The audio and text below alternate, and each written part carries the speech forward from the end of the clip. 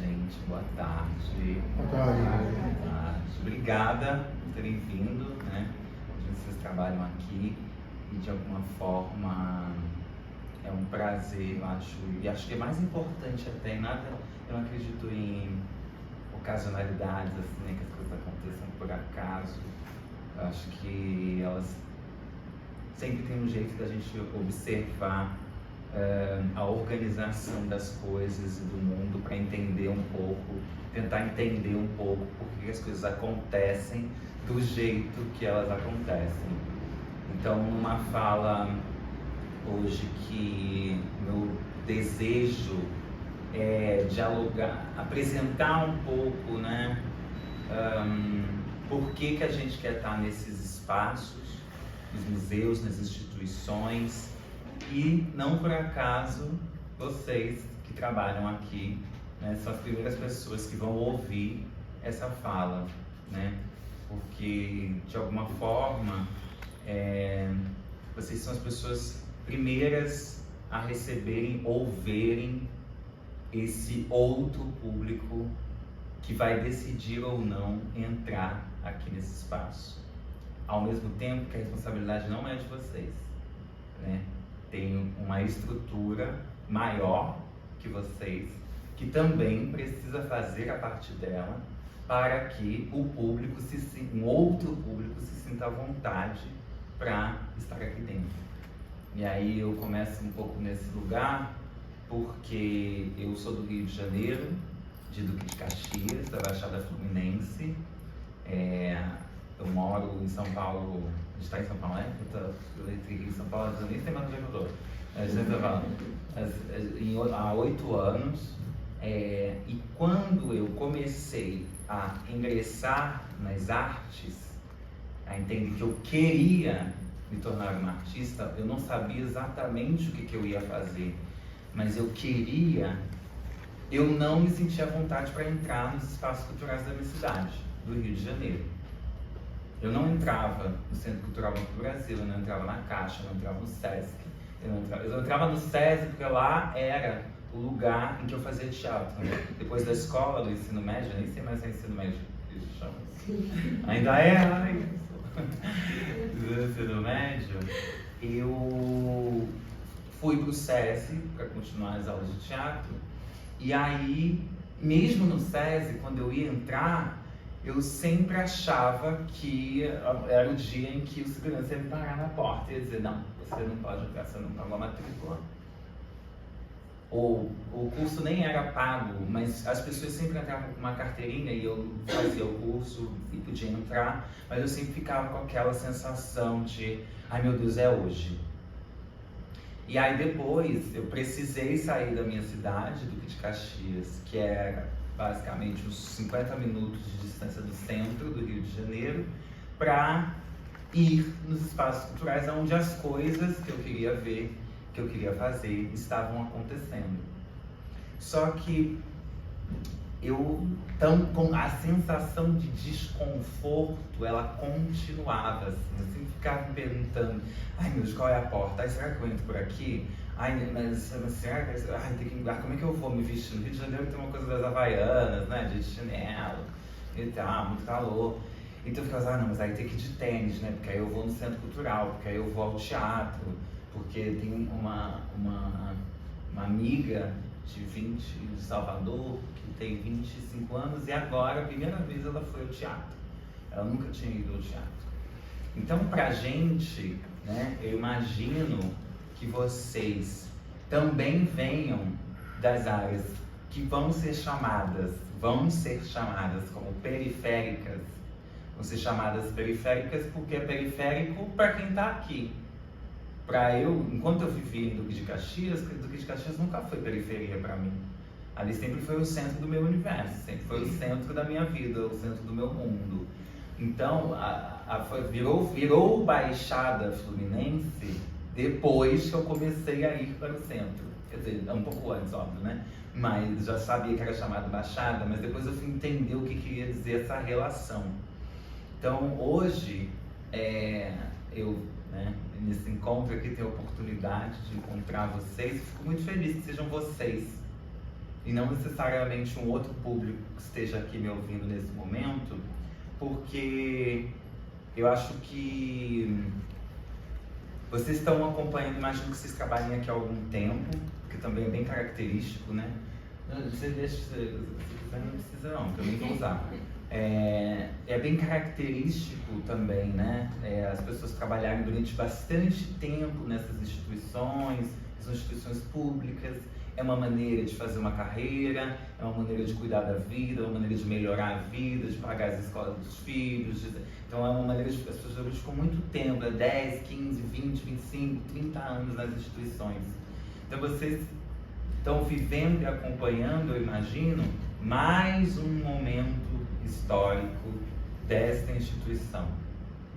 Eu só fui entrar aqui em 8 anos morando em São Paulo porque eu trabalhava aqui do lado, numa outra instituição cultural, então eu sabia que eu podia acessar esse espaço sem problemas.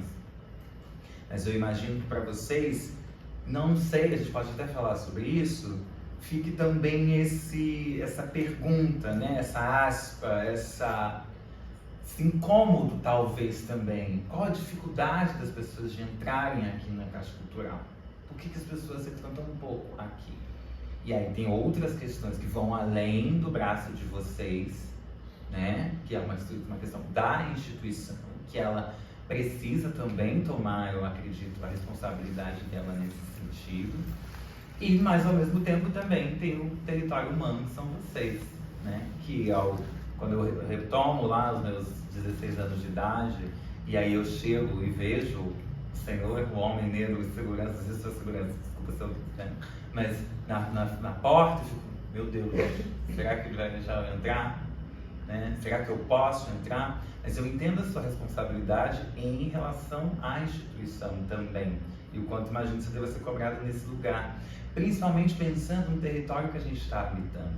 A gente está no centro de São Paulo, na Sé, um território cheio de conflitos, inúmeros conflitos, eu imagino. Vocês já devam ter visto da porta como segurança, quantos conflitos vocês já ficaram observando acontecerem e se resolverem e coisas acontecerem das janelas dessa instituição. Então, eu começo um pouco falando desse lugar porque é do mesmo lugar que eu venho também. Quando eu começo a ter a experiência de ir para o museu e ver coisas que me interessavam e trabalhos artísticos que tinham a ver com aquilo que eu queria falar, quando eu começo a entender que será a história do sonho, né? A história do sonho é sonhar, mas aí, primeiro de tudo, né? Sonhar no território do criar o imaginário, assim, né? Ai, será que é possível? Até que eu vejo, ai, tem alguém como eu lá. Então isso quer dizer que talvez pode ser que eu também possa estar naquele lugar. Então aí eu começo a pensar, pô, legal, isso aqui. Aí eu vou para a faculdade e preciso, e eu esqueci de botar o gravador aqui. Vou botar aqui o gravador. E aí eu vou para a faculdade e preciso de um estágio. Isso eu devia ter uns 20 anos de idade. Hoje eu tenho 34, de uns 18, 19 anos de idade. E aí eu preciso de um estágio, só que aí não queria um trabalho outro, trabalhar no, sei lá, atendente, no telemarketing, ou não queria trabalhar no McDonald's ou qualquer coisa assim. E lembrei das instituições culturais que eu ia. Falei, lá, de repente pode ser uma possibilidade de um lugar que eu possa trabalhar, porque eu já vi algumas coisas que me interessam, já vi algumas pessoas que parecem comigo lá, mesmo que fosse segurança, que lembrava meu pai, isso para mim já era um ponto de conexão. Quando eu via as atendentes, que pareciam as mulheres que vinham da onde eu vim, falei, olha, tem alguma coisa aí também. Não necessariamente você é atendente ou segurança, mas pode ser que tenha algum outro lugar lá que eu me encaixe. E aí eu fui começar a buscar onde, também não queria trabalhar na agência bancária. Aí também não era minha, trabalhar com os dinheiros e as contas, não nessa situação. Mas os territórios dos educadores, tem uma galera que fala com as pessoas sobre a exposição. Interessante, eu gosto de falar, também estou aqui analisando esse lugar.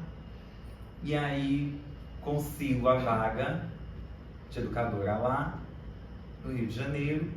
E aí eu começo a minha trajetória de entender como é que eu queria entrar, voltando, né, para a questão, como é que eu queria entrar na instituição, como é que eu queria entrar no museu. E foi muito importante para mim, estava falando aqui, que foi quando de fato aprendi sobre a história da arte. Já tinha lido, já tinha visto coisas, já tinha passado por outros estudos de arte, escolas de arte. Mas aí quando eu entro para trabalhar com a arte e educação, nessa função de receber o público, de falar sobre as exposições que estão rolando, não sei o que, aí eu de fato vou mergulhar e aprender sobre história da arte, e vou entender a importância do meu trabalho. A primeira exposição que eu fiz era de um artista coreano que se chamava Da Vinci do Povo, que ele tinha vários trabalhos, e aí ele pegava, chamava pessoas do bairro dele, da cidade, para trabalhar junto com ele, construindo as obras de arte. E aí depois todas essas pessoas ganhavam os nomes também, né, junto ali na hora da exposição. E aí eu falei, caramba, então é possível que pessoas como eu não só estejam como espectadoras ou como assessoristas ou recepcionistas ou seguranças ou no caixa ou no educativo, mas também possam estar como artistas. Gostei. Aí eu gostei também disso, porque aí eu podia também de repente ocupar uma paredinha daquela que estava lá. Eu podia de repente trazer a minha história de Duque de Caxias para aquele lugar também, para aquela parede. As pessoas podiam parar lá e ficar olhando com cara de que está entendendo tudo, né? Mas muitas vezes não está exatamente entendendo, ficar olhando para a parede para alguma coisa que eu coloquei lá, para uma foto, para uma pintura, para um desenho. E aí eu começo a minha trajetória comecei a maquinar como é que eu ia fazer isso acontecer. Porque eu ainda não tinha instrumentos, não conhecia ninguém, não era filha de ninguém, assim, né? Ninguém que tivesse um nome para me fazer pular algumas etapas. Então eu criei uma relação muito interessante com as pessoas que trabalhavam lá. Ali começou a se tornar a minha casa. Eu me sentia à vontade porque as pessoas, como eu falei, eram parecidas comigo, também estavam ali naquele espaço cultural, também se interessavam pelas coisas que estavam rolando lá. E aí eu comecei a produzir dentro do educativo, eu usava o educativo como espaço de pesquisa, junto com outros educadores também, né, que tinham um pouco esse olhar já, como espaço de pesquisa. Aí eu comecei a fazer as minhas performances dentro do educativo, aproveitando a exposição que estava rolando. Aí quando dava, eu montava uma obra minha, alguma coisa minha já no pensamento como artista e levava para ser apresentado como objeto mediador entre a exposição e o público. Então eu comecei ali na rataria a ir perfurando aquele espaço e aquele lugar, que vai me fazer aí percorrer um tempo, ir para performance, e depois essa lista aqui que ela falou, que eu vou começar a expor em alguns lugares, eu vou começar a ser convidada para ser como artista, mas aí é outra coisa. Mas o que eu acho interessante é uma pergunta que eu hoje, ainda em construção, não tem nada garantido. O meu lugar, meu espaço, enquanto uma pessoa trans, uma mulher trans, uma travesti, não está garantido. Quantas vezes, levanta a mão aqui, quem já parou para ouvir uma travesti dando um texto desse aqui? 1, 2, 3... você não conta, amigo.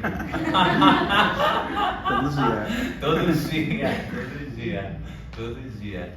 4 pessoas, 3 pessoas aqui, né? que bem especificamente vão parar e ouvir, vão buscar saber essas informações, porque elas não estão dadas, né? E por que a gente ouve eu, que vou ser convidada para estar aqui falando, e as outras que estão aqui na rua fazendo pista, a gente não vai ouvir? Que talvez possam ter um potencial artístico tanto quanto. Mas eu entendo a complexidade disso também. Eu não vou dizer para vocês, gente, a gente tem que ouvir as meninas que estão na Sé. Não vou dizer isso para vocês, porque é um outro universo de complexidade que também eu, muitas vezes, não consigo acessar. Então, é desleal, é deselegante exigir isso de vocês. Porém, hoje, né, eu tenho a oportunidade de estar aqui sendo ouvida por vocês, né? Vocês estão aí ouvindo o que eu tenho para dizer. São que horas? 4 horas da tarde, sabe? Podia estar fazendo lanche, podia estar indo fumar um cigarro, podia estar fazendo nada, podia estar, entendeu? Mas parou aqui para me ouvir também. E eu agradeço pela escuta de vocês. Como eu disse, volto aqui a falar, não por acaso, acredito que são vocês, neste momento histórico em que a instituição Caixa Cultural precisa se responsabilizar por trazer novas pessoas para esse lugar, porque uma instituição cultural ou qualquer outro espaço artístico, ou sei lá, o samba, o pagode, ele só funciona, o grupo de samba só acontece quando o público chega lá e toma cerveja e começa a conversar e começa a cantar junto e começa a beber e começa a festejar. As coisas só acontecem quando tem pessoas para fazerem a coisa acontecer. Então, se as pessoas não estão entrando aqui ou não estão entrando como deveriam, ou se um outro público como eu não está chegando aqui, não é uma responsabilidade só de vocês. Ou nem sei, a maior parte da responsabilidade não é de vocês. Porém, eu acho que tem um convite sendo feito aqui, né? Eu acho que nós, enquanto pessoas LGBTs, fazemos sempre um convite para a sociedade, dizer assim, gente, vamos embora junto, porque vai ser bom para todo mundo, não vai ser bom só para mim, sabe? Quando a gente pensa numa experiência de mundo que seja um pouco menos enrijecida, né? Estava se falando sobre a possibilidade de uma carga horária de, não sei se essa história chegou aqui, mas 5 vezes por semana, 6 vezes, uma coisa menor, né? Menos dias por semana. Isso aqui é maravilhoso. Ter 3 dias de final de semana, sexta, sábado e domingo, ai que delícia, sabe? Quando a gente percebe que é possível. Então, isso que eu estou falando sobre pessoas como eu estarem aqui, tem a ver com isso também. É a mesma coisa, a gente está convidando a sociedade a pensar de uma maneira diferente. E pensar de uma maneira diferente também tem a ver com isso. Ah, pô, por que de repente não diminui a carga horária de trabalho aí, cara? A gente entrega igual. Todo mundo trabalha igual. Quando a gente pensa numa possibilidade, outra de trabalho, as reivindicações que vocês individualmente, né, e coletivamente vão ter, tem a ver com isso que a gente está falando também. Uma sociedade que afrouxe um pouco os cintos em relação a algumas coisas que não fazem mais sentido e que só machucam a gente, né, enquanto sociedade, que a gente insiste em manter, né, mas que só machucam a gente enquanto sociedade. É uma tarefa simples? Não é uma tarefa nada simples, é uma tarefa bastante dolorosa, inclusive, né? Sair do território de conforto, afrouxar um pouco as gravatas, afrouxar os cintos, afrouxar os ternos. Hoje eu vim de terno aqui, ó, para a oração, né? Comunhão com vocês nesse dia, né? Mas imagine uma possibilidade, né, em que desce pra, sei lá, tá calor pra caramba, verão, alto verão, poder trabalhar de short, de chinelo, sei lá, entende? Mas de sunga, né? Fica bem à vontade, né? Oi? De sunga, né? Fica bem à vontade. Né? Bom, aí eu não sei, depende do que você quer mostrar, né? Pode ser também uma possibilidade também, mas aí cada lugar é um lugar, cada lugar é um lugar. Sei como é difícil acreditar, mas essa coisa um dia vai mudar, né? Mas a gente faz um convite à sociedade a pelo menos repensar. Não, acho que de sunga é um pouco demais, hein, galera? Talvez a gente aí, né, pode... Mas se tivesse de short, já dá pra ter uma coisa mais legal. Já fica um pouco... Já não é nem calça, não é jeans, não é terno, mas pelo menos é um short, já é um outro tipo de sapato. a gente está, né, um convite para repensar um pouco o que é dado como uma forma tão rígida que nunca poderá ser mudada, né? A gente está convidando a olhar um pouquinho para o lado e pensar assim, uma possibilidade um pouquinho diferente, né? Algumas poucas vezes eu estive aqui, infelizmente, mas também entendo que não sei também até onde aí é repensar toda uma coisa, inclusive as exposições, né? O quanto as pessoas convidam o público a estarem aqui também, né? E vocês a quererem saber das exposições que estão sendo colocadas aqui. A gente, né? Eu, enquanto um artista, parte dessa sigla,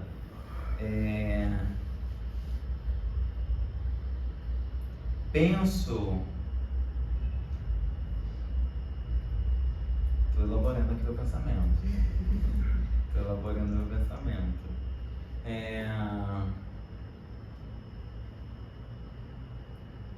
Penso que a gente está,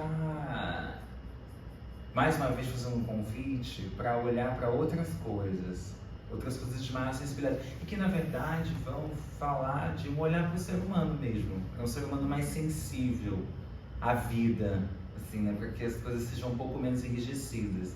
É uma tentativa aqui dentro da instituição, mas a gente sabe que da porta para fora o mundo não baixa a bola pra gente não, né? Ele continua ali massacrando no metrô, na volta para casa, no tempo para voltar para casa e tudo mais. Mas se a gente tenta pelo menos que a experiência aqui dentro, porque eu lembro quando eu ia para a instituição que eu trabalhava, eu gostava muito, porque eu saía de Duque de Caxias e ficava 1h20, era meia hora da minha casa até a estação de trem, era 50 minutos da estação de trem de Caxias até a Central do Brasil e era 30 minutos andando da Central do Brasil até o meu trabalho.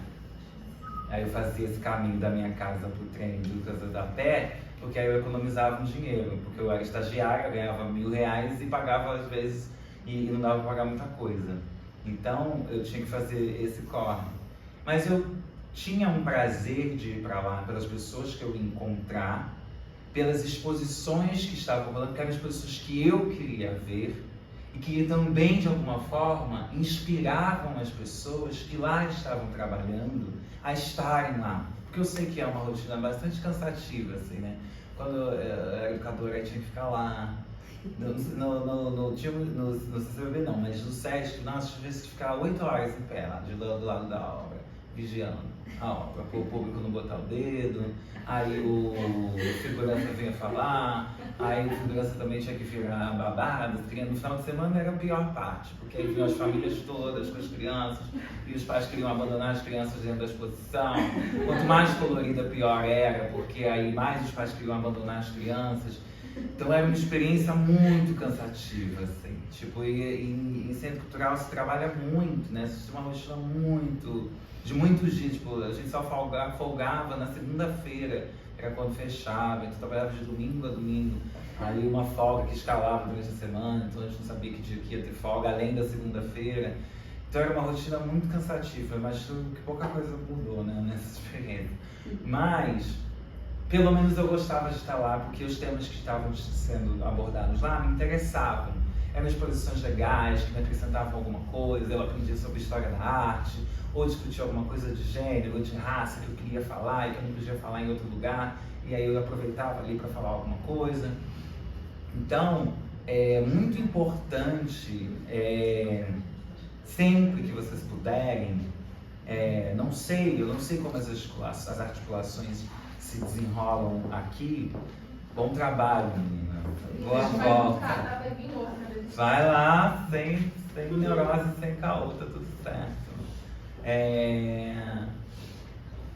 Sempre que vocês tiverem a oportunidade,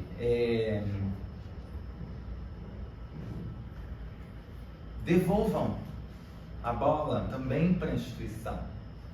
Pô, sei lá, vi um trabalho, vi Paulo tava passando, sei lá, vi na internet, o trabalho de um artista muito legal, que seria legal ter aqui, por exemplo, na da música, sabe, sei lá, uma coisa de samba, de pagode, de funk, de rap, sertanejo, não sei, isso pensando na música, né, mas pode ser alguma outra coisa, porque é muito importante, eu acredito, que além de uma necessidade institucional, social, histórica, né? É um dever da instituição devolver para a sociedade, ter essa consciência de que ela precisa devolver para a sociedade o que a sociedade deseja também. Não ficar só num jogo político, onde só... Não, vamos enfiar goela abaixo determinados artistas, vamos enfiar Da Vinci goela abaixo. Da Vinci é maravilhoso, ele arrasou realmente, ele fecha, e ele é muito importante até hoje. Mas o quanto Da Vinci inspirou artistas que hoje estão produzindo na dita Baixada ou Margem de São Paulo.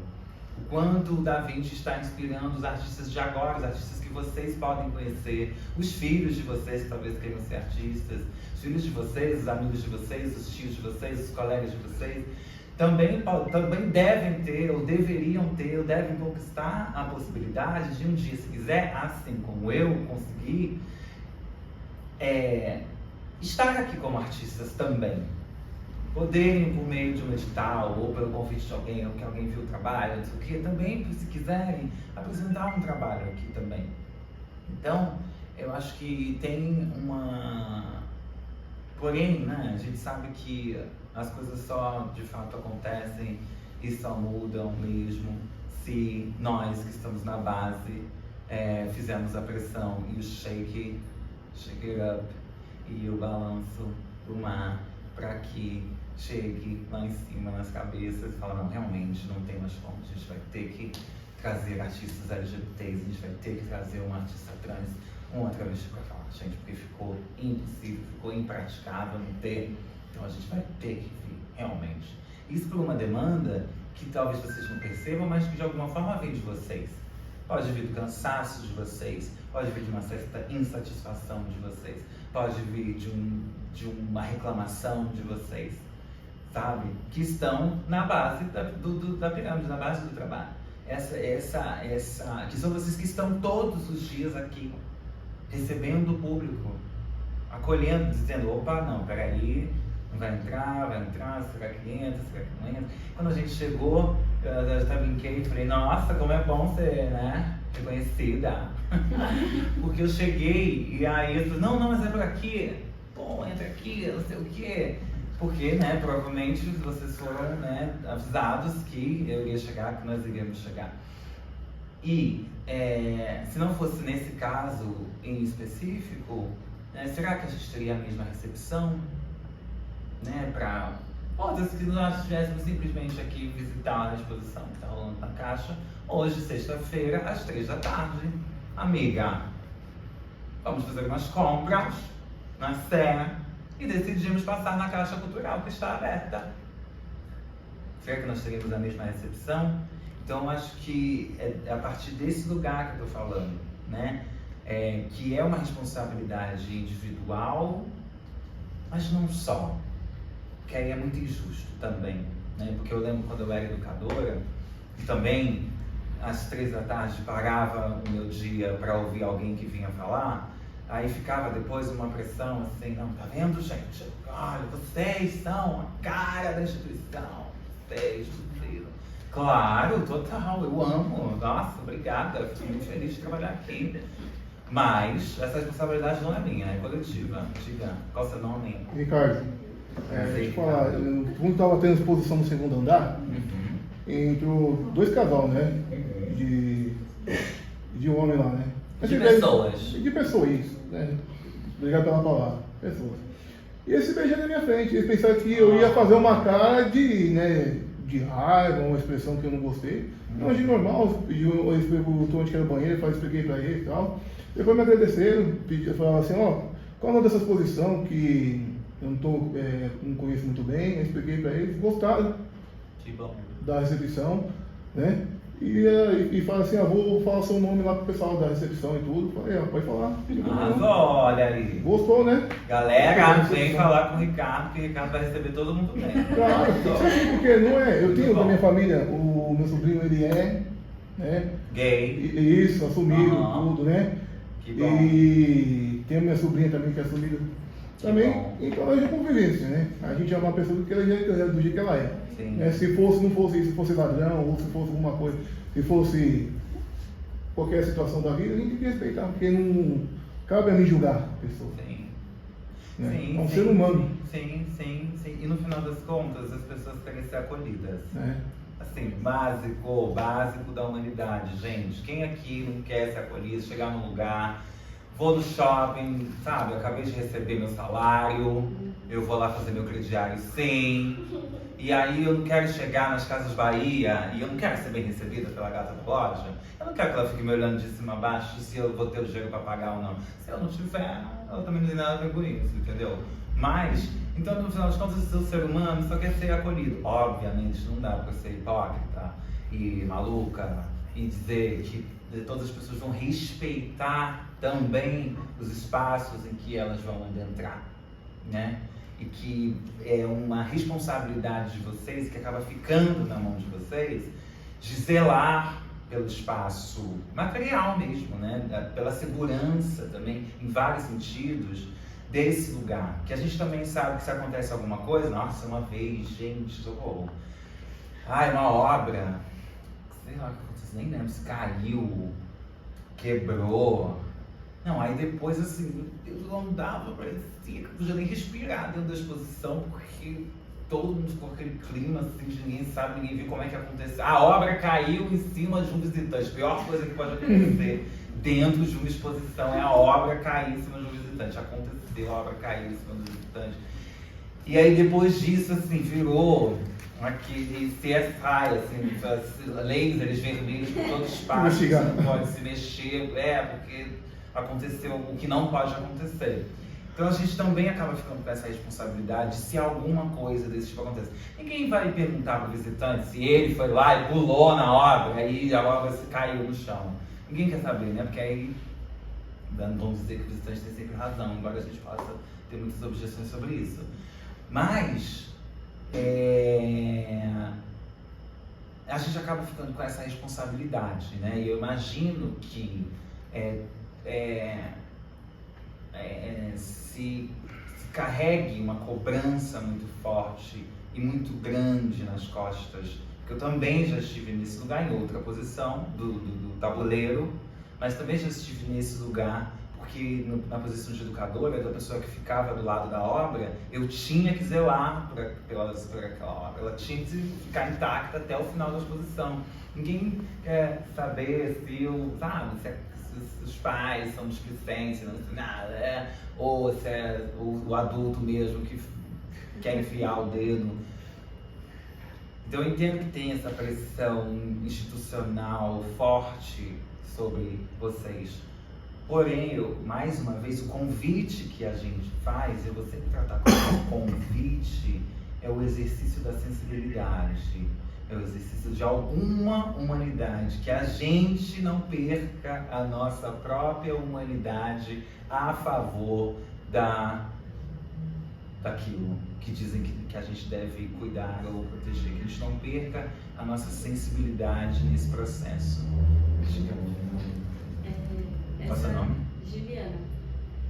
Essa questão que você falou das pessoas, né, aqui dentro, quando a gente chega e conversa com os seguranças, assim, que já trabalham aqui há muitos anos, aí conta cada causa, né, e das exposições, tem lá no TR que fala muito, assim, essa exposição marcou, a gente aprendeu bastante coisa, e trabalhar nesses espaços, não sendo educadora, né, que eu venho conversando com eles têm muita história e ensinam pra gente, assim, histórias desse espaço, histórias da arte que eles vão, né, agregando com aquilo ali, sabendo de pintor tal e falando.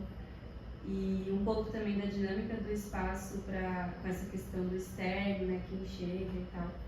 Então essa mensagem de pessoas aqui dentro, né, que estão trabalhando, também a gente se conhecer é muito bacana. E a mensagem de conseguir trazer mais público, né? Como você falou, o convite é bem incrível essa perspectiva, assim. É sempre desafiador, né? Eu acho muito interessante, assim, se vocês quiserem falar, para mim, a gente está falando do território humano, né? Vocês trabalham aqui há muito tempo. Então, assim, como ela falou, né? Como o Juliano falou, imagina a quantidade de coisas, histórias, e vocês já não ouviram, inclusive histórias como essa que eu estou contando, né?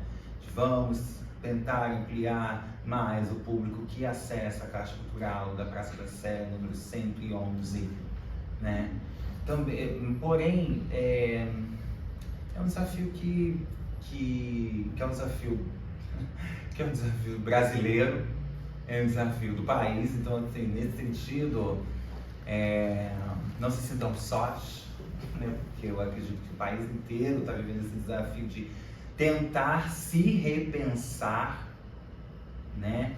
Repensar os próprios desconfortos, porque também é isso, né? Nem toda exposição, maravilha, agora vamos ter exposições da comunidade LGBT aqui na Caixa Cultural. Arrasou! Vencemos! Mas nem toda exposição vai ser confortável também. Tinha uma exposição que não tinha nada a ver, a segunda exposição que eu trabalhei, que era de uma artista chamada Yayoi Kusama, que é uma artista oriental, que faz várias bolinhas e tudo, assim, tudo ela pinta com bolinhas coloridas. E aí tinha várias coisas fálicas, assim, fálicas ou vaginais, que eram, isso em 2014, né? A gente ainda estava abrindo um pouco a percepção para algumas discussões e tal, e era extremamente desconfortável. Eu consegui atravessar meu desconforto porque eu precisava falar com o público sobre aquelas partes da exposição, sobre aquelas coisas fálicas ou vaginais que ali estavam, mas também era de algum lugar desconfortável para mim, porque eu também não falava sobre isso em casa. A gente nunca conversou sobre sexo, sexualidade, essas coisas em casa. Quando eu chego numa exposição, e aí existem, sabe, paus, vaginas pela exposição, eu falo, gente, como é que eu vou falar disso com o público do Rio de Janeiro? Com as mães, com os pais no final de semana. Então, também pode ser um território desconfortável. O arco-íris, ele faz parte do babado, mas assim, não é só flores.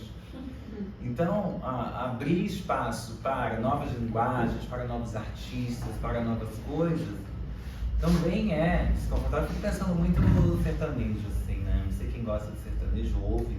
Eu não costumo ouvir, mas obviamente ouço, porque é um estilo musical que dominou de alguma forma o país, né? Os sertanejos estão em todo lugar. E embora eu me sinta desconfortável com algumas letras que vão colocar sempre a mulher naquele lugar, né? A paixão pelo homem, ou mesmo os homens no lugar do excesso do sofrimento, porque tem que sofrer até morrer, o amor só é bom se doer, né? Então, embora eu tenha que encarar esse desconforto, eu preciso entender que isso também faz parte de alguma coisa, de uma mudança no estilo de musical e de pensamento do país que está acontecendo. O Brasil está dizendo, está dando uma resposta. Quando essa música se torna popular dessa maneira e toca em todos os lugares, o Brasil está me dizendo alguma coisa. O Brasil está me dizendo, nós mulheres estamos pensando algumas coisas, nós homens estamos pensando algumas coisas, viu? E eu preciso ter que lidar com isso aqui em mim. Eu estou falando disso porque, mais uma vez, acredite, se eu estou aqui hoje, se vocês também estão aqui hoje, é que em algum lugar na atmosfera planetária da Caixa Cultural existe o desejo que hajam outras exposições com outros artistas, a comunidade LGBT adentre aqui, e que possa vir o desconforto do beijo, que possa vir o desconforto do amasso no corredor. E aí, como é que eu lido com isso? Como é que eu vou mediar essa situação e essa experiência? Isso pode acontecer também. O desconforto de algo que muitas vezes as pessoas vão perder a noção. Não dá para dizer que não vai acontecer. Mas muitas vezes também sou eu que estou... Ai, gente, mas Mas ao mesmo tempo, eu vou dizer para vocês, lá atrás, né, quando as mulheres queimaram o sutiã, tem esse momento histórico que foi bastante importante, que as mulheres queimaram o sutiã, isso também se apresentou completamente desconfortável quando as mulheres decidiram que queriam usar calças, quando elas decidiram que queriam ir trabalhar, que elas precisavam trabalhar. Quando os homens decidiram, não, a gente quer chorar também, a gente também precisa de colo, a gente também precisa de atenção, a gente também precisa de acolhimento. Quando os homens vão demandar isso socialmente, quando os homens vão dizer, não, eu quero vestir rosa também, isso não vai mudar em nada a minha sexualidade, eu continuo gostando de mulher e vou vestir rosa, ou não quero botar gravata, ou quero não sei o quê. Então, essas demandas de mudança, elas obviamente vão ser desconfortáveis para alguém que quer continuar no mesmo lugar, no lugar aparentemente confortável. Né? Quando a gente vai falar de alguns jargões, feminismo, machismo, patriarcado, quando a gente vai falar, ai gente, lá vem. Não, já vem lá com jargão, bordão, não quero.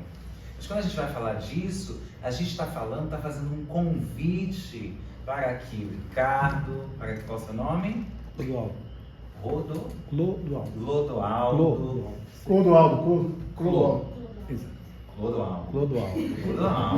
Desculpe, tampei o ouvido, fiquei meio surda. Clodoaldo, ali o outro menino também. Quando a gente vai fazer esse convite, é para que todo mundo possa afrouxar os cintos.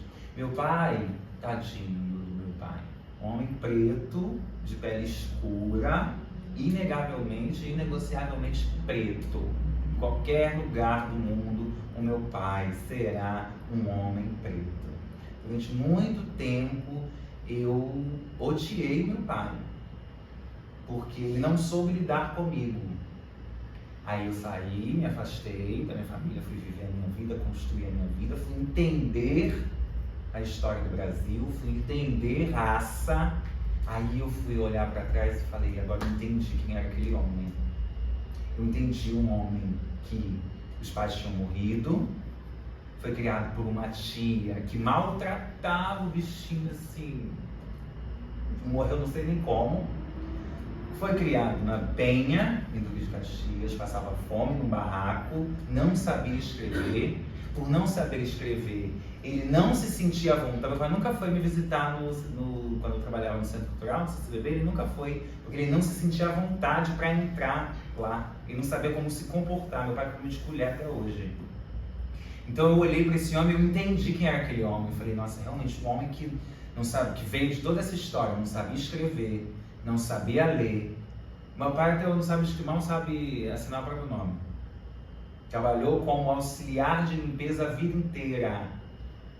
E meu pai, ele repartia o queijo em 4, a fatia, para poder dar, para poder render.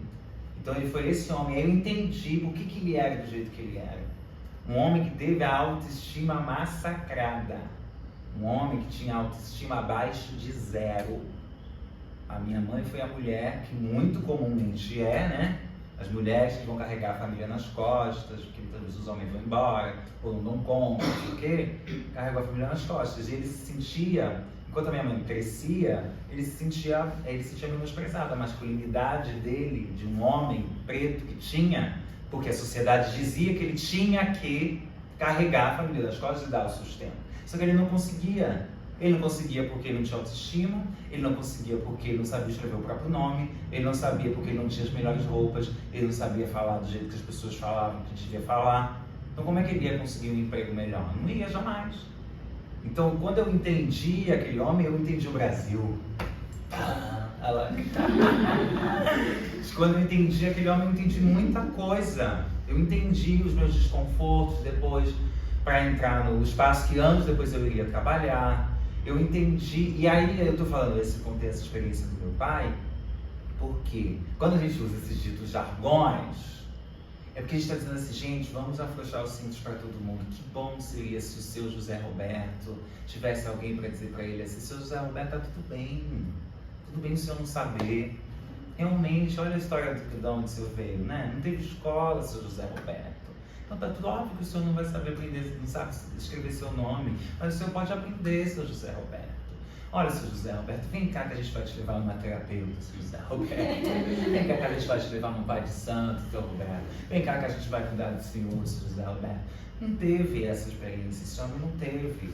Então, como é que ele ia conquistar alguma coisa a mais do que ele imaginava, do que foi dito para ele? Então, quando eu estou aqui, eu vivo esse momento lindo. Quando eu estou aqui, quando esse momento é criado, essa bandeira é colocada aqui, é para dizer assim, gente, vamos afrouxar os cintos para os muitos Josés Robertos que ainda existem no Brasil. Se mais Josés Robertos puderem entrar aqui, nesse espaço, nesse centro cultural ou em qualquer outro, falar assim, olha, legal, quem sabe se o José Roberto não devia virado um pintor, porque essa veia artística da família não vem só de mim, né? Vem da minha mãe, tá lá em algum outro lugar também. É para afrouxar para todo mundo, é para que todo mundo tente andar pelo menos um pouco mais leve, né? Porque as coisas são muito pesadas, a vida é muito complexa. Digo da experiência de quem, como eu falei, e andava, a minha história da infância, da escola era essa toda, né? Andava 40 minutos para ir. Eu escolhia, se eu pegar o ônibus hoje, eu não vou fazer o lanche. Então hoje eu quero fazer o lanche, então eu vou a pé. Ou se eu quiser fazer um lanche assim mais legal, eu faço o lanche, eu vou de ônibus, faço o lanche e volto a pé. Eu tinha sempre que fazer essa matemática da vida. Que infelizmente, majoritariamente, acontece até hoje ou acontece de maneiras diferentes, né? Mas eu reforço que eu estar aqui hoje, que esse momento é um convite para afrouxar os cintos, pelo menos para tentar, né? Afrouxar os cintos um pouco. Você que tinha falado, que queria falar? Mas eu acho que talvez vá ser repetido. Tudo bem, a gente repete. O que eu fiquei pensando quando você estava falando é que esse convite de essa insegurança, muitas vezes, que a gente, enquanto instituição, pessoas que trabalham na instituição sentem quando vem, enfim, públicos diferentes, muitas vezes, é o medo do descontrole, né? Você perde o controle porque muitas vezes você não conhece, você não sabe o que aquela pessoa vai dizer, o que aquela pessoa vai pensar, porque você não conhece muito bem a realidade, você às vezes não sabe qual palavra usar, você não sabe qual banheiro indicar, e eu acho que isso é uma coisa que a gente tem conversado, né, entre as equipes e tudo, mas muitas vezes esse medo de perder o controle, né, e eu acho que você trouxe essa questão de olhar para o humano em primeiro lugar, e tem uma frase que eu gosto muito de falar no educativo,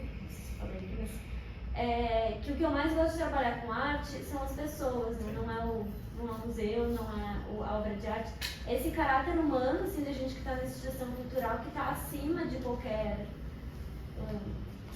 regra, assim, né, Sim. de não humilhar, de acolher bem, de acolher em primeiro lugar, depois a gente vê o que faz, né, aciona as pessoas. Enfim. Eu acho que tem, como você falou, porque tem duas coisas que eu achei muito interessantes aí de pensar, né, que é controle e o diferente. Eu acho muito bom isso, quando a gente, como ser humano, a gente fala isso. A gente é muito pretencioso, né? Quando a gente fala, não, porque a gente tem que aprender a lidar com o diferente. Eu amo isso, eu acho muito bom, gente. Como se eu, só por existir, já não fosse diferente de você. Temos aqui 3 mulheres.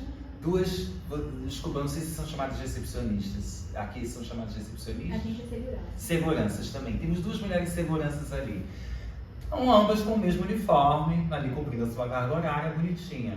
Elas já não são diferentes por si mesmas? O próprio ato de existir já não é diferente? Não é os LGBTs que são diferentes de nós que somos normais. Todo mundo é diferente só porque sabe? Vocês são 2 homens de terno e são diferentes. Carecas, porém diferentes. Conseguem ser carecas e ainda assim serem diferentes. Então eu acho muito interessante quando a gente coloca o outro como diferente e a gente como quem está arrasando, porque a gente está fechando na norma.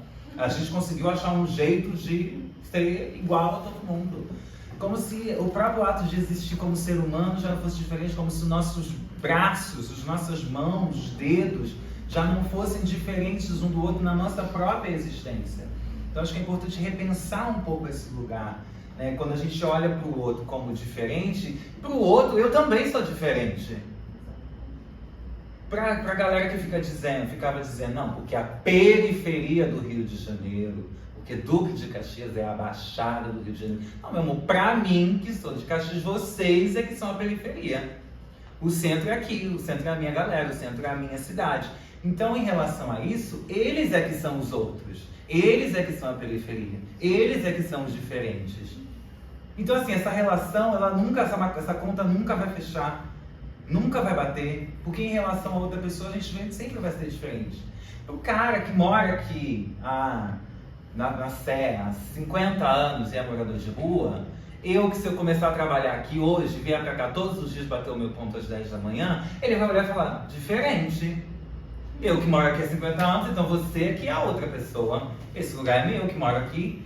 Então assim, eu acho que é importante, porque tirar um pouco essa nuvem.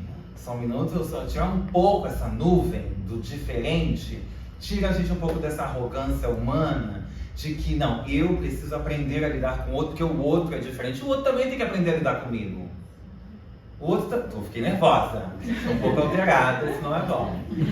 Mas, porque isso me incomoda um pouco de ficar eu como diferente. Não, a gente tem que aprender a lidar com o diferente. Mas você, pra mim, é diferente também. Eu te conheço, não sei seu nome, não sei a sua história, não sei de onde você veio, eu não sei quais são as suas dores, as dores que você carrega, eu não sei quais são as suas alegrias, eu não sei se você tem filho, eu não sei se você gosta de o que você gosta de fazer no final de semana quando você não está trabalhando, qual é o seu hobby, como é que você se diverte. Então, pra mim, você é diferente. Então, eu tenho que te tratar com a sensibilidade de quem está conhecendo uma pessoa que eu não conheço, independente de quem é. Não é porque, só pelo fato de eu não te conhecer, você já é uma pessoa diferente. E aí eu estou trazendo isso com essa energia toda, porque eu acho que isso tira um pouco esse peso do nós temos que tratar os gays como, temos que tratar as pessoas trans como se fosse esse copo essa taça que senão vai quebrar. Não, como, sabe? Mas é desafiador, eu entendo que é desafiador para mim também. Óbvio que é desafiador para mim também. Por exemplo, estar aqui, estar numa instituição e falar com você também é desafiador para mim. Porque eu não conheço vocês, mas quando eu olho para vocês e aí eu começo a ver, eu falo, eu conheço sim, de algum lugar eu conheço. Porque também tem a ver comigo, também tem a ver com a minha história, também me lembro de lá quando eu comecei nessa história que eu já contei para vocês. Então acho que isso é uma coisa interessante. E a outra que é a questão do controle, né? Como o ser humano é besta, né? Como a gente acha que tem controle sobre as coisas? A gente passa a vida inteira achando, acreditando, criando um monte de mecanismos para dizer que tem controle sobre alguma coisa. Sendo que quando isso aqui acabar e a gente sair ali na série, a gente não sabe o que vai acontecer. É angustiante? É extremamente angustiante. Como viver angustiante? Nossa, viver é pura angústia. Acho que se a gente admitir que viver é pura angústia, talvez a gente consiga levar as coisas com um pouco mais de leveza e aí consiga interagir de uma maneira mais leve, porque 4 coisas que são, ninguém vai escapar. Isso o budismo vai dizer, a filosofia budista vai dizer: nascimento, envelhecimento, doença e morte. Eu acho que a única coisa que alguém pode escapar é do envelhecimento se morrer antes. Porque se viver, você vai envelhecer sim. Você vai adoecer sim. Você vai ter a boa sorte de envelhecer e morrer sim. Não tem jeito. Então assim, se todo mundo tá nessa mesma... no final de contas, todo mundo no mesmo patamar. Eu tô aqui parado, falando, sozinho, né? Tô aqui nesse lugar, vocês olhando pra mim. Mas se tudo der certo, nasci, ufa. Vou envelhecer, vou adoecer e vou morrer. Se eu tiver a sorte de morrer na velhice. Então, essa ideia do controle é uma bobagem. A gente pode a gente até consegue controlar algumas coisas. Quando eu comecei a trabalhar, inclusive nessa experiência do CCBB, minha mãe dizia assim: ainda bem, nossa, agora tem uma carteira assinada, ufa, vai ter o INSS, vai ter a aposentadoria, graças a Deus, essa menina tomou jeito. Aí, ó, anos depois, cadê a aposentadoria? Onde é que foi parar? Então, assim, o mundo está o tempo todo convidando a gente a se reformular e viver essa angústia. Gente, eu não estou dizendo que não é angustiante, é extremamente angustiante para mim. Também. Eu tô compartilhando desse território com vocês. Eu tô compartilhando da angústia com vocês. Eu trouxe um bolo de angústia aqui que eu tô comendo também. Então, assim, mas isso é a vida, gente. Ao mesmo tempo é maravilhoso. Maravilhoso. Vou fazer uma viagem de férias. Ai, arrasou. Combinei tudo. Cheguei lá. Nossa, várias coisas maravilhosas aconteceram que eu não esperava. Conheci alguém interessante, fui numa festa, bebi pra caramba, fiquei muito louca, e aí não sei o que, e aí fui pra praia. Nossa, cheguei na praia, menina, você não sabe, aí aconteceu isso. Isso é a vida também. A angústia não é só no território ruim, né? A falta de controle também não é só no território ruim. Também é no que pode acontecer de bom. Então, quando a gente fala desse território do controle, que a gente não vai controlar, realmente, gente, vocês imaginam que a maioria de vocês sejam pais. Né? Tenho filhos. O que é um filho se não um ser humano que você finge que está controlando e ele está fazendo as coisas que quer no final das contas? Porque os pais, né? Eu acho que o maior exercício da paternidade, da maternidade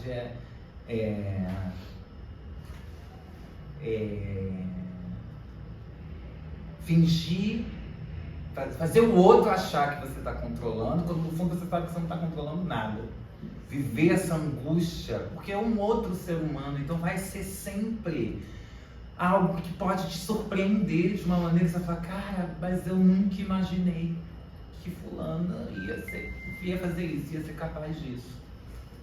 Então, eu acho que, eu tô falando disso e acho interessante destacar esses dois pontos que você trouxe, porque eu entendo, aí vou voltar. Ai, que lindo, nossa, amigo, gente, você viu o que ela falou? Ai, fiquei tão mais tranquila, não controlo nada. Mas eu sei que quando vai chegar na instituição, a instituição vai dizer, vocês precisam controlar esse espaço. Não pode deixar a banda voar, a coisa acontecer de qualquer jeito. Então, como é que lida com essa pressão do desejo do humano, de acolher as pessoas, de fazer com que o seu José Roberto se sinta à vontade de entrar aqui? José Roberto, pode entrar. Pega uma água ali, o senhor pode ir lá na exposição do sexto andar, sei lá onde é a exposição, o senhor pode ir também, seu José Roberto. Mas, ao mesmo tempo, eu não sei quem é o seu José Roberto, não sei o que ele pode fazer aqui dentro, então eu tenho que manter a minha observação.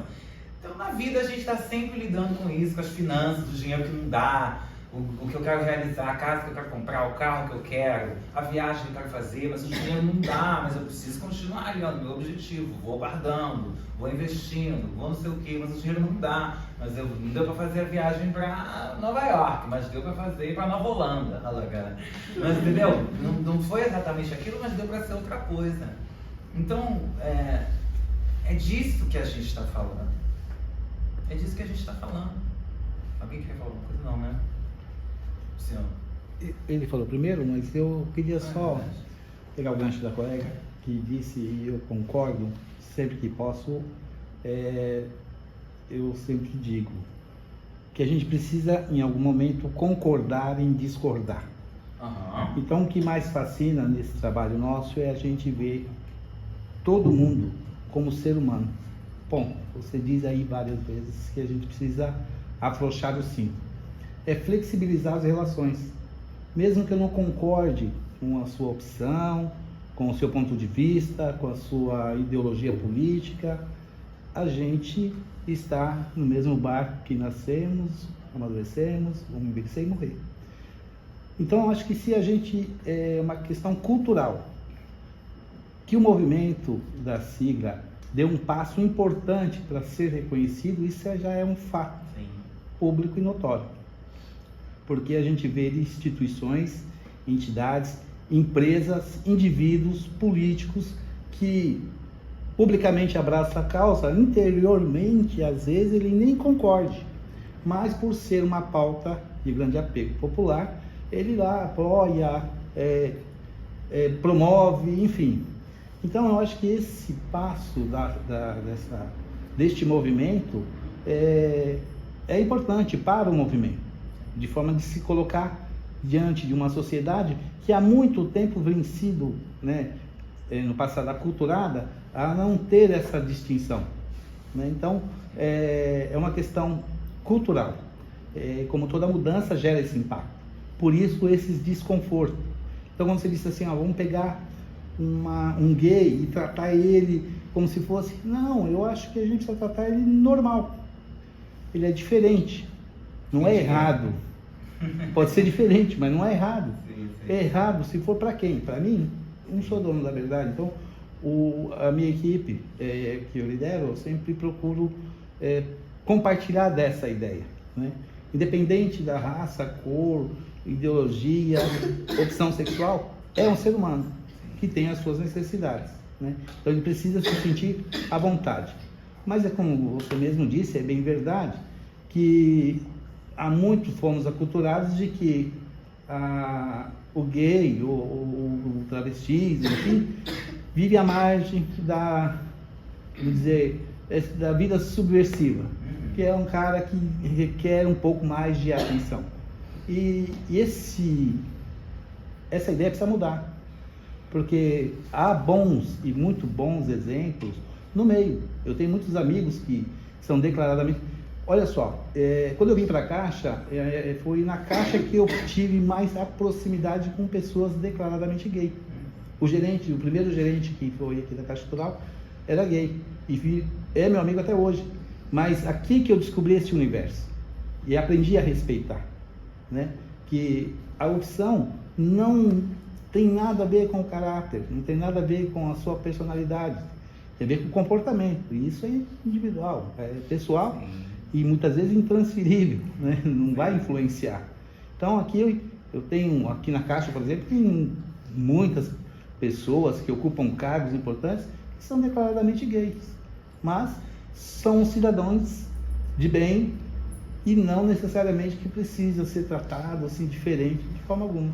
Então, lidar com o ser humano, eu acho que se a gente enxergar todo mundo como ser humano, baseado no que nessas 4 itens que você falou, eu acho que é um pontapé inicial para que haja uma relação respeitosa.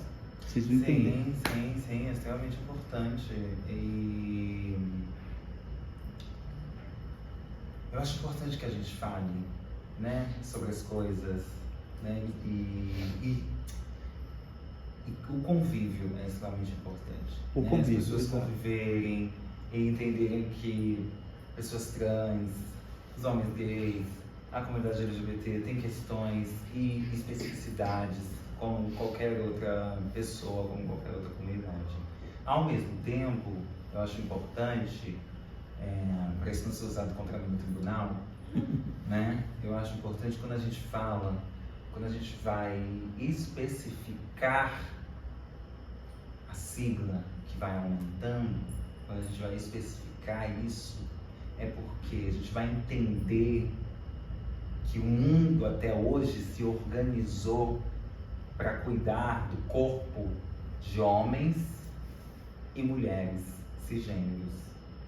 Agora aquela perguntinha, vocês sabem o que é cisgênero? Quem sabe não? Tá, maravilha. Quem não sabe, provavelmente é cisgênero e vai saber. Quem não sabe é porque é cisgênero, pelo menos até hoje, né? De repente, a partir de hoje, já pode entender alguma outra coisa. Mas uma pessoa cisgênera é uma pessoa que nasceu e foi designada com determinado gênero e nunca questionou isso. Vou dar um exemplo. Este celular preto. Mas aí um dia ele fala, não, gente, vocês dizem que eu sou um celular preto, mas eu não me vejo assim. Ah, mas tem ali a materialidade. Sim, mas eu estou falando de uma existência, estou falando de uma essência, estou falando de como eu enxergo o mundo, como eu vejo as coisas, como eu interajo com as pessoas. É desafiador, porque eu ainda vejo um celular preto. Tá bom, tem o que eu vejo, mas tem o que o outro diz, tem o que o próprio celular diz. Não, não sou um celular preto, gente. Tudo bem. Então eu vou aqui fazer o meu exercício, sair do meu lugar de conforto para conseguir aprimorar, sensibilizar o meu olhar e a minha vida para olhar e dizer assim, tudo bem, então eu te respeito como um celular rosa. Concordamos em discordar. Concordamos em discordar, uma ótima frase. Inclusive, a gente está lutando pelos direitos de poder discordar. Né? A gente está inclusive trabalhando para isso, para que a gente possa discordar. Nunca foi tão difícil, né, você discordar. Por vários motivos, né? Vários motivos, por várias verdades absolutas. O problema são as verdades absolutas. Eu não tenho nenhuma verdade absoluta aqui. Muito pelo contrário, eu estou falando da minha perspectiva, né? Do meu ponto de vista, da minha vida, da minha história, eu posso falar. E mais uma vez, por conta disso, eu faço um convite para que outras pessoas também possam falar a partir das suas próprias histórias e menos sobre uma verdade absoluta, né? Então, acho que era meio isso. Alguém quer? Meu nome é Suelen, eu não sou da Caixa, eu vim por um convite, né? Soube do seu trabalho. Olha! Então, Que eu vim bom! aqui prestigiar a palestra, Obrigado. achei incrível todas as colocações. E eu gostaria muito de ouvir você falar um pouquinho mais sobre território, porque você falou muito sobre isso no começo. E falou sobre esse intercâmbio, de como a gente verifica, né, visualiza o que é centro. Então, como você está falando também sobre corpo, né, pensar esse corpo-território também, né? A gente tem aqui no centro, né, essa ideia de centro e fazendo essa ligação, né, o que é a ideia do centro e o que é a ideia de periferias, né? O que você confabula, pensa, imagina, sonha nesse trânsito, né, levar toda essa polarização que acontece aqui no centro para dentro das periferias. Como que a gente poderia transformar as periferias num centro?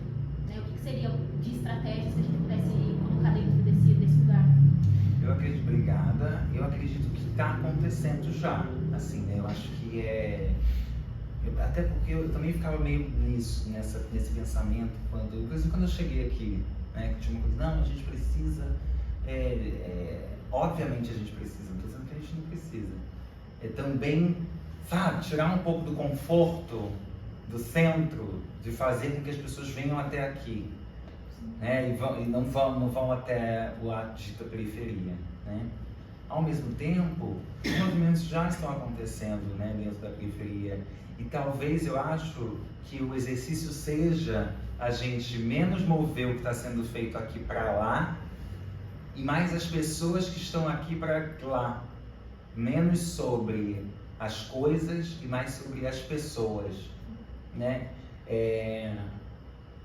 Talvez lá atrás os atores, as peças, as exposições que eu só assistia no centro do Rio de Janeiro, se elas fossem para a minha cidade, eu não teria que fazer esse movimento de ir atrás delas. Se esse desconforto do movimento, porque é desconfortável o movimento, sair do meu lugar. Se esse desconforto do movimento também fosse feito ao contrário, talvez eu tivesse ficado mais tempo lá, tivesse conseguido produzir as minhas coisas lá também, devolver para a minha cidade o que eu aprendi, não tivesse tido que migrar. Embora a gente esteja em um movimento de migração mundial, isso é interessante também, né? Acho que tem uma migração que é compulsória, a gente está vivendo um território que é pura migração mais uma vez, né? A gente está vendo mais uma vez pessoas tendo que se mover, né? Teve a história lá do submarino, dos milionários, em contraponto a milhões de pessoas que todos os dias, aqui agora, enquanto estamos falando, às 4h23, tem milhões de pessoas atravessando o Mediterrâneo, né? Atravessando o Mediterrâneo para migrar. Não porque elas querem, mas porque elas tiveram que, né?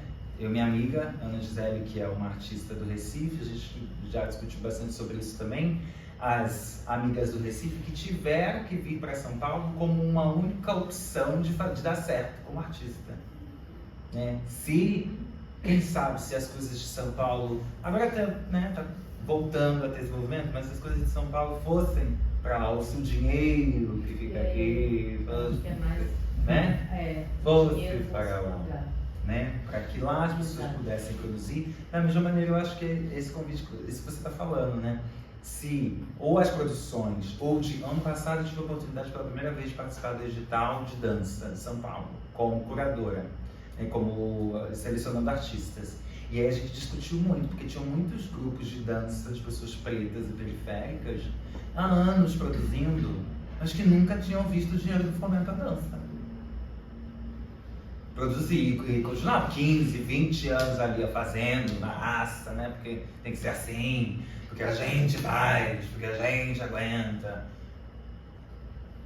Sendo que tem um monte de dinheiro aqui que fica circulando entre as mesmas pessoas e não chega nessa galera que também está produzindo há muito tempo e de forma tão grandiosa quanto e muitas vezes mais útil do que muita coisa que a gente vê por aqui.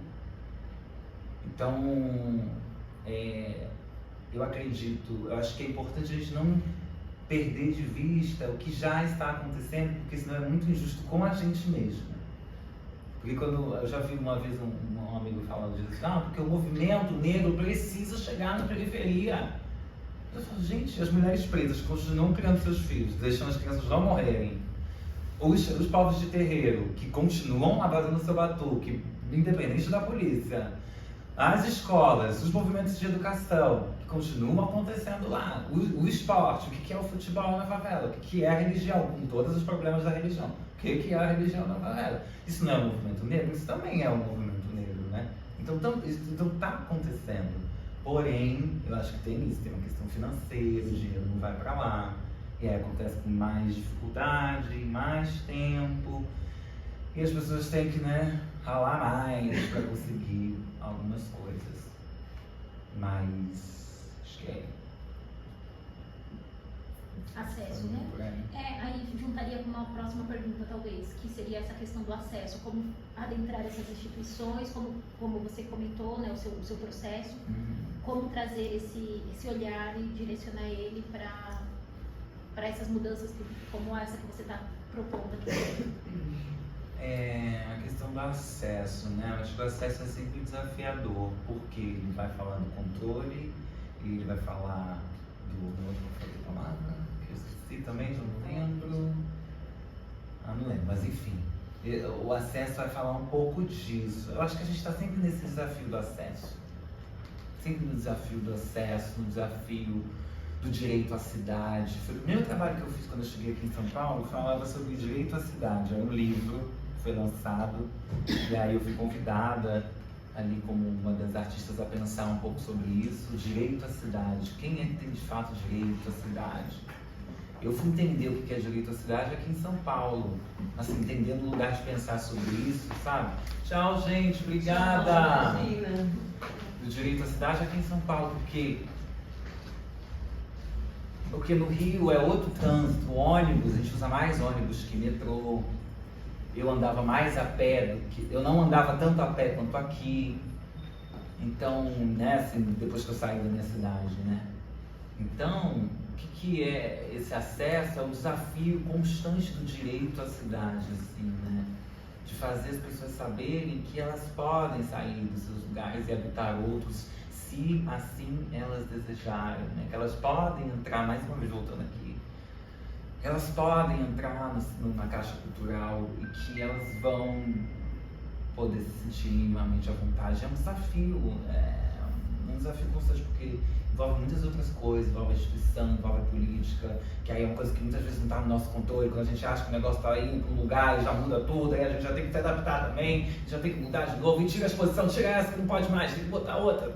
Entendeu? Então já é uma coisa assim que mexe muito também com essa nossa percepção, assim, de movimento, de avanço e de mudança das coisas, Uma sensação sempre de que a gente está recomeçando de alguma maneira, Uma instituição como a Caixa Cultural, que existe há no mínimo 8 anos, Que é o tempo que eu estou em São Paulo, mas é uma instituição que existe há anos. E hoje, dia 30 de junho de 2023, está discutindo sobre a entrada de pessoas LGBTQIAPN+, no seu museu. Essa conversa está um pouco atrasada, mas eu entendo de algum lugar, porque também tem sempre essa sensação de que a gente está começando de novo, Então, mas enquanto tiver quando estiver em cima do céu, como é que é? Como é que ela vai? Quando estiver em cima da terra, embaixo do céu, como dizia Zeca Pagodinho, então ainda dá pra lutar, ainda tem coisa pra fazer. Acho que é isso, gente.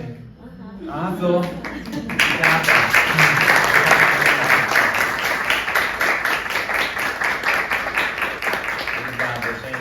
Pela escuta, atenção. Ninguém dormiu, hein? Arrasou. Parabéns. Eu já dormi horrores em palestra, ainda mais quando apagava a luz assim. Bobagem. Obrigada, boa sexta-feira pra vocês. Bom trabalho, boa volta pra casa. Voltem em segurança quando vocês voltarem pra casa de vocês. Não desistam. É desafiador, mas vale a pena. Pelo ser humano, pela humanidade, pelo afrouxar dos cintos, pelo direito de discordar, tá bom? Obrigada. Obrigada, Areta, pela tua presença aqui, por ter aberto e também ter reorganizado a sua fala, né? A gente tem certeza que a gente vai pensar muitas coisas a partir dessa conversa. Que bom. Obrigada, gente.